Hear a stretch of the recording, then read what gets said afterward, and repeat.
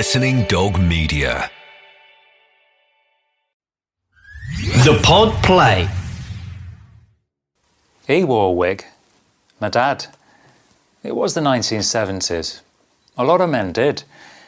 Even his big hero, Frank Sinatra, had one. Bobby Charlton never, though. But he probably should have. My dad was a concreter in the shipyard, and dead proud of it. He used to mix sand, cement and water all day and then spread it out on the floor until he could play a bloody snooker on it. It was strong as hell. It almost broke your fingers if you shook your hand.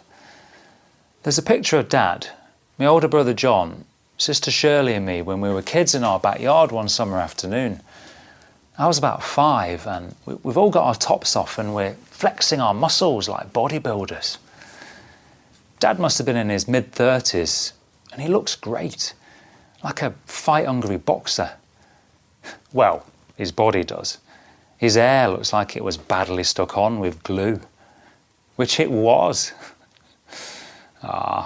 He was really sensitive about his wig. Mum drilled it into us kids that we weren't to laugh or make fun of it. We weren't even allowed to mention it. When his hair grew too long at the back and sides, our mum used to cut it and then dye the bits you could see to try and match the wig. It never worked. You could see from miles away where the wig ended and my dad began. First time I was embarrassed about it, and him, was when I was 11. Mum had left my dad by this point and taken John, Shirley and me with her. I was going on a school trip to Wembley to watch England schoolboys, and it's what people these days would call a lads and dads day out. All the other kids were already on the bus with their fathers ready to go, but there was no sign of mine. I was sitting near the back and everyone was waiting for him.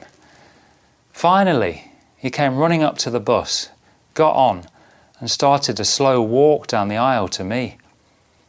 Everyone was staring at him and I could see the other kids covering their mouths trying not to laugh. Then, just before he sat down, Kevin Gallagher on the back seat shouted at the top of his voice, "Wig!" That was it then. The old bus erupted. I still can't remember now what his reaction was, but not long after that, he stopped wearing it. It's always troubled me that I never stood up for him and that I was embarrassed about him on that school trip. But I was too young, I guess.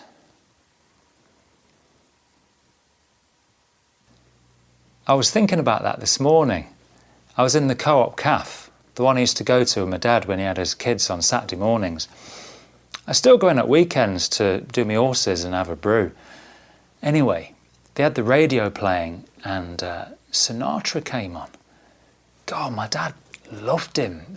He was obsessed even. He got such joy out of his music, it sent him someplace else.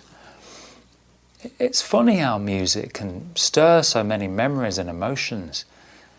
Well, it got me thinking about my dad wearing a wig like old Blue Eyes this morning. And also about the last day I saw him. It was in the hospital. His 30-odd years of breathing in cement powder, asbestos and God knows what else had left him with mesothelioma. He was only 72. But for those 5 or so years before he died, his breathing had steadily got worse and worse until it stopped. When I saw him on that last day, he couldn't speak anymore and he was on a ventilator. It was when iPods had just come out and I bought one and I stuck his favourite song on it, Summer Wind by Sinatra. I stretched over him, trying not to dislodge the wires and tubes and put the buds in his ears. As soon as I hit play, it was miraculous. His eyes opened wide and he half smiled and his head sank back in the pillow. Then, slowly at first, he raised both his hands up in the air and stuck out his right and left index finger and gently conducted the orchestra, moving his fingers from side to side mid-air. I don't know who or where or what he was thinking about, but for those 3 blissful minutes, he was transported to a different, better world.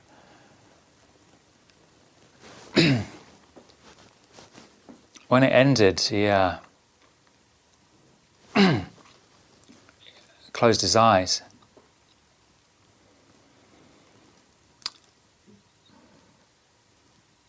That's the last I saw him. The Pod Play.